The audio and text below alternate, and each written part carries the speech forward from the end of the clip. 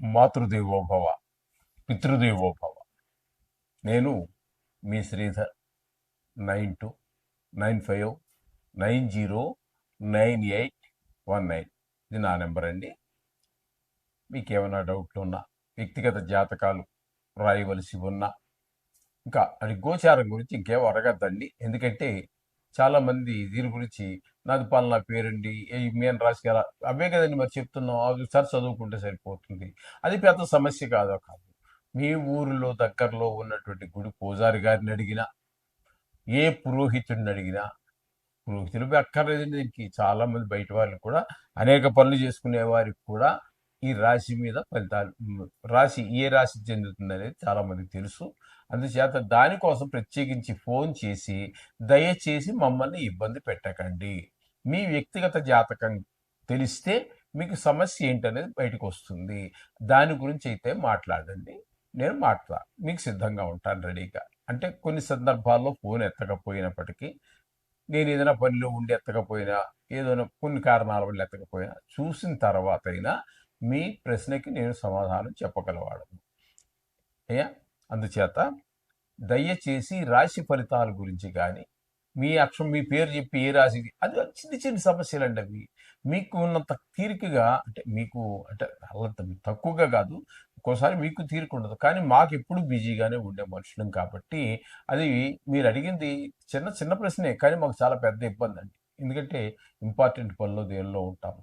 అందుచేత దయచేసి రాశి గురించి అడగద్దండి. మీ పేరు అండి నాదని చెప్పేసి కూడా అడగద్దండి.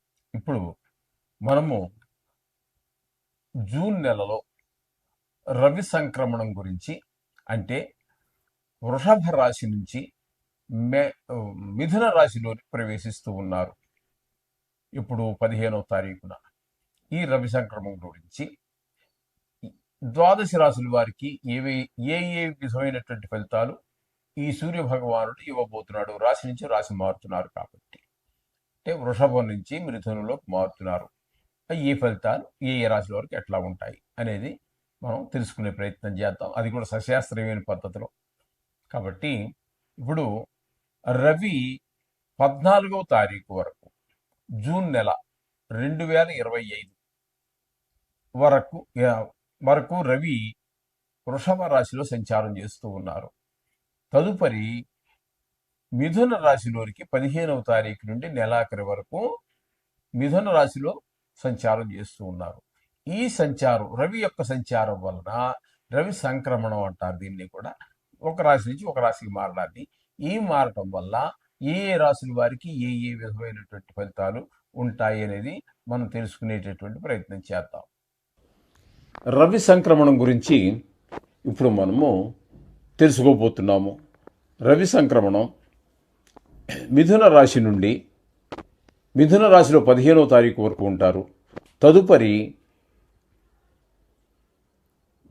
జూలై 14 వరకు, అంటే జూన్ 15 నుండి జూలై 14 వరకు ఆయన సంచారం జరుగుతుంది. నెల రోజుల్లో ఏం జరుగుతుందంటే 15వ తారీఖు వరకు మిథున రాశిలోను, తదుపరి కర్కాటక రాశిలోను ఆయన యొక్క సంచారం జరుగుతూ ఉన్నదండి. కాబట్టి ఈ రవి సంక్రమణం వలన ఏ విధమైన ఫలితాలు ఏ రాశుల వారికి ఉంటాయి అనేటటువంటిది సశాస్త్రీయమైన పద్ధతిలో మనం తెలుసుకునేటటువంటి ప్రయత్నం చేద్దాము.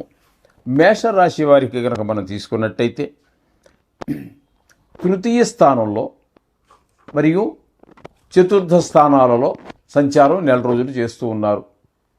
వృషభ రాశి నుండి మిథున రాశిలోనికి 15వ తారీఖు జూన్ నెలలో ప్రవేశించి జూలై 15 వరకు కూడా ఆయన మిథున రాశిలోనే సంచారం చేస్తారు. అంటే ఒక నెల రోజుల పాటు జూన్ 15 నుండి జూలై 14 వరకు ఆయన నెల రోజుల పాటు మిథునంలో సంచారం చేస్తుంటారు. ఈ రవి యొక్క సంచారం, దీన్ని ఒక రాశి నుండి ఒక రాశికి మారడానికి సంక్రమణం అని చెప్పేసి అంటూ ఉంటారు. అలా మన తెలుగు వ్యవహారిక భాషలో ఒక రాశి నుంచి ఒక రాశిలో మారుతున్నారని మనం చెప్పుకుంటాము. ఈ సంక్రమణం అనేది చాలా పవిత్రమైనటువంటిది. ఇది పితృదేవతలకి కొన్ని విశేషమైన పూజలకి కూడా చాలా అద్భుతంగా ఉంటుంది. అటువంటివి పితృకార్యాలకి అంటే ఆ తర్పణాలు వదులుకోవడానికి వాటికి కూడా సరే. ఏమైనప్పటికీ ఇప్పుడు మిథున రాశిలో ఒక నెల రోజుల పాటు ఆయన సంచారం చేస్తూ ఉన్నారు కాబట్టి ఈ నెల రోజులు వారికి మనకు వచ్చేటటువంటి ఫలితం ఏ విధంగా ఉంటుంది అనేటటువంటిది ఏ ఏ రాశుల వారికి ఏ విధంగా ఉంటుంది తెలుసుకునే ప్రయత్నం చేద్దాం. కన్యా రాశి వారికి ఈ రవి సంక్రమణం అంటే వృషభంలోంచి మిథునంలోకి జూన్ 15న బయలుదేరి వచ్చి అక్కడ ఒక నెల రోజులు సంచారం చేస్తూ ఉంటారు మిథున రాశిలో.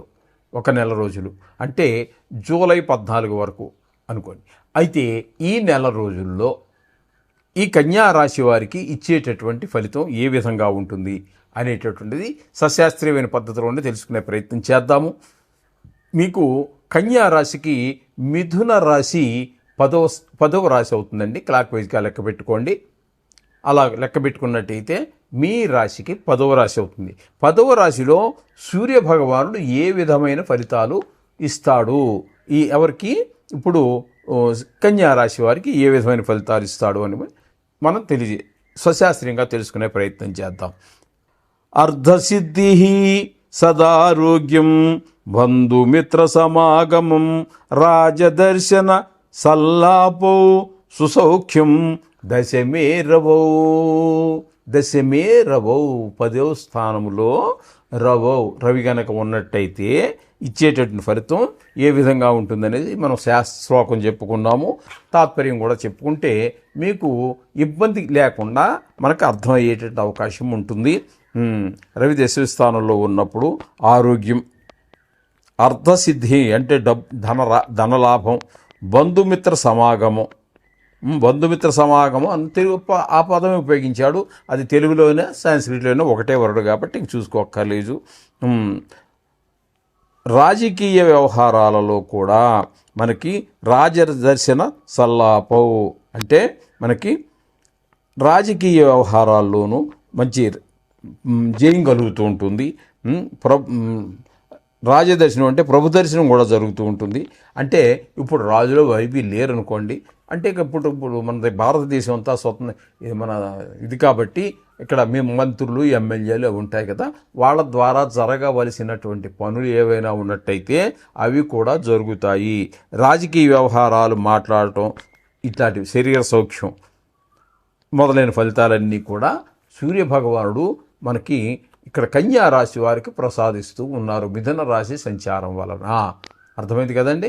ఈ విధంగా ఇప్పుడు మీరు విన్నారు కాబట్టి అన్ని విషయాల్లో మనకి బాగానే ఈ కన్యా రాశి వారికి సూర్యుడు యొక్క అనుగ్రహం మనకు బాగా ఉన్నట్టే లెక్క. ఏదైనా మంచిగా ఉన్నా లేకపోయినా కూడా నిత్యము అవసరార్థం ఏదో బాగా చెడులే అన్నీ జరుగుతున్నాయి జాతకం అంటే ఇందులో అంత జరిగే అవకాశం లేదనుకోండి. ఎందుకంటే ఏ రాశిలో కూడా ఈ సంచారం అంతా కూడా ఒక నెల రోజులు మాత్రమే ఉంటూ ఉంటుంది. అందుచేత అలాగ కాకుండా ఇక్కడ మీకు ఈ మిథున సంక్రమణం అట్లాగే ఇక్కడ మీకు జాతకంలో కనుక అయినట్టయితే 6 సంవత్సరాల పాటు ఉంటూ ఉంటారు. లాభాలు మనకి ఆయన మంచి ప్రదేశంలో ఉంటే 6 సంవత్సరాల్లో విపరీతంగా అనుకూలిస్తారు. మనల్ని ఎక్కడి నుంచో తీసుకెళ్ళి ఎక్కడికో తీసుకెళ్తారు.